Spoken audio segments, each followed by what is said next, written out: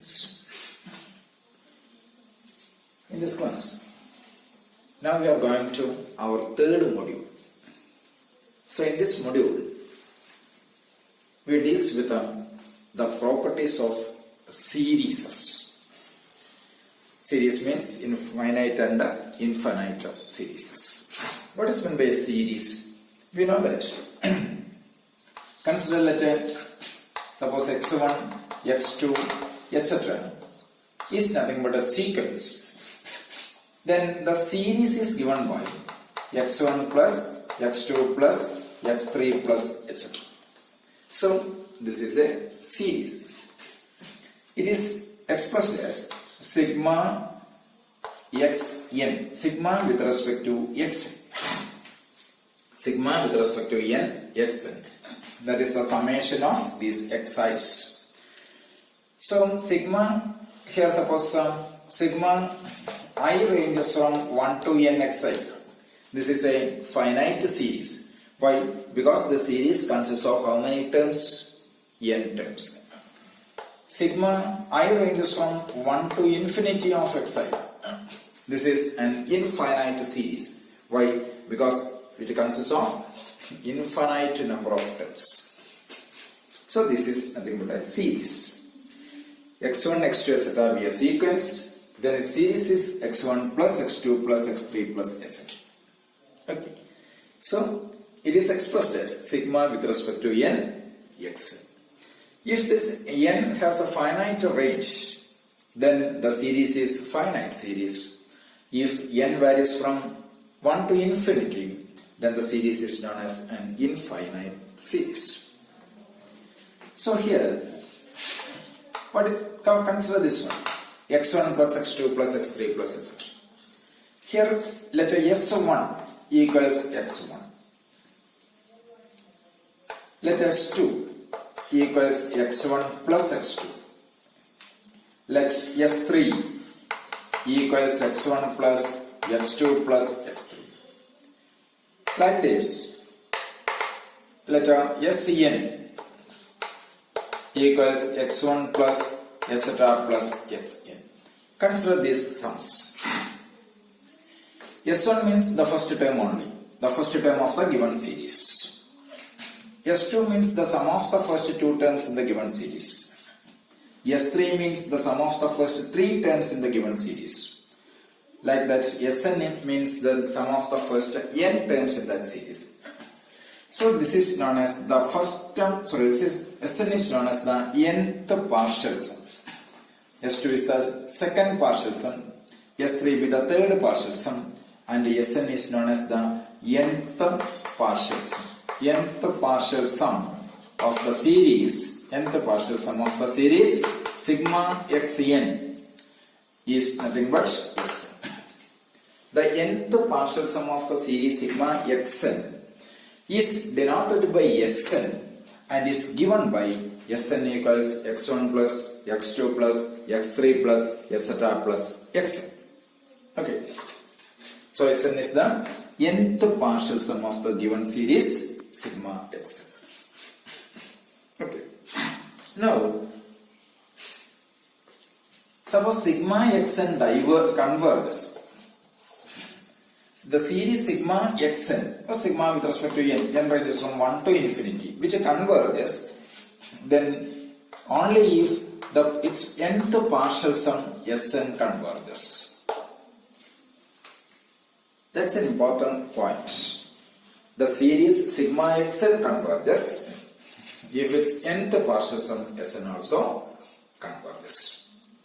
Otherwise, if the nth partial sum diverges, then sigma xn also diverges.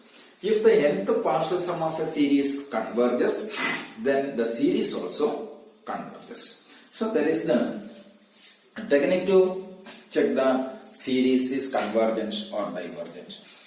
In order to check the series is convergent, first we have to check that whether its nth partial sum is convergent or not. Okay. So consider the sequence xn equals minus 1 power n. So the corresponding series sigma n ranges from 1 to infinity minus 1 power n. Check whether the series is convergent or divergent. For that, what is S1? S1 is minus 1 power 1. Okay. What is S2? S2 is minus 1 power 1 means minus 1 plus 1. X1 plus X2. What is S1? That is X1 first term. What is S2? Sum of the first two terms. That is first two terms means minus 1 plus 1. It is 0. What is S3? Sum of the first three terms means minus 1 plus 1 plus minus 1. Okay, when n equals 1, it is minus 1. n equals 2, 1. When equals 3, minus 1. E equals S3 is minus 1. What is S4? Surely it is 0. What is S5? Surely it is minus 1. Means its different partial sums converges to different points. So clearly the nth partial sum is diverges. Nth partial sum, what is the nth partial sum? Nth partial sum Sn equals 0 if n is even. 1 if minus 1 if n is odd. Okay, means its nth partial sum equals 0 if n is even, minus 1 if n is odd, means it does not converge to a unique point. Therefore, the nth partial sum diverges, means it does not converge. That implies the given series sigma minus 1 power n does not converge. That means it is diverges. Okay. So you can consider another example. Consider the series sigma with respect to n 1 by n into n plus 1. Sigma with respect to n 1 by n into n plus 1. So listen, what is actually this 1 by n into n plus 1? 1 by n into n plus 1 is nothing but 1 by n minus 1 by n plus 1. Sure? Why? Because it is by taking LCM, this n plus 1 minus n by n into n plus 1. So that is nothing but, so if you are taking the LCM, what do you get? N plus 1 minus n all divided by n into n plus 1. So this n are cancelling each other. What remains here? It is 1 by n into n plus 1.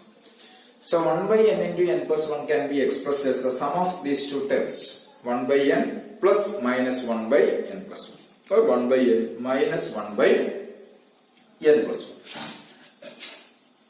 1. Okay. So what is S1 here? S1 means here this is the sum Sn. Or sorry, this is the nth term, not Sn. This is the nth term, An or Xn.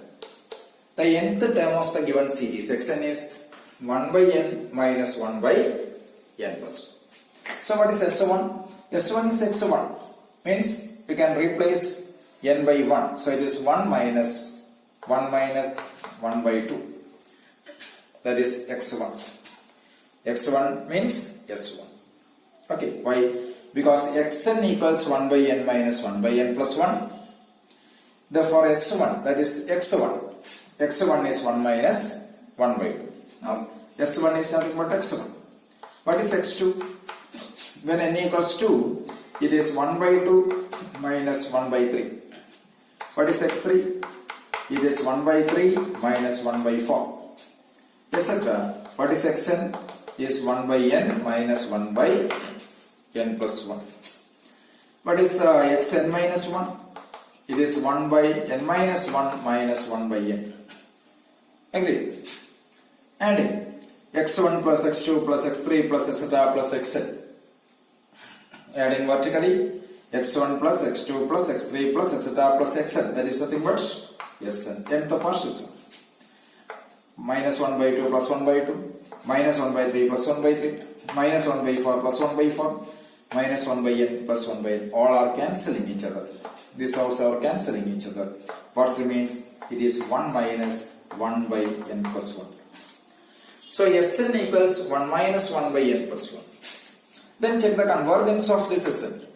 When n goes to infinity, what is limit Sn? When n goes to infinity, Sn goes to 1. Why? Limit Sn equals limit of, why? Because it is limit of 1 minus 1 by n plus 1. Limit 1 means 1. Limit of 1 by n plus 1 is 1 by infinity, that goes to 0. So limit n goes to infinity, Sn equals 1. That means the partial sum Sn which converges to 1. Since the partial sum converges, then its corresponding series sigma xn also converges to 1. So sigma 1 by n into n plus 1 is a convergent series which converges to which point? Converges to 1 itself. Agree?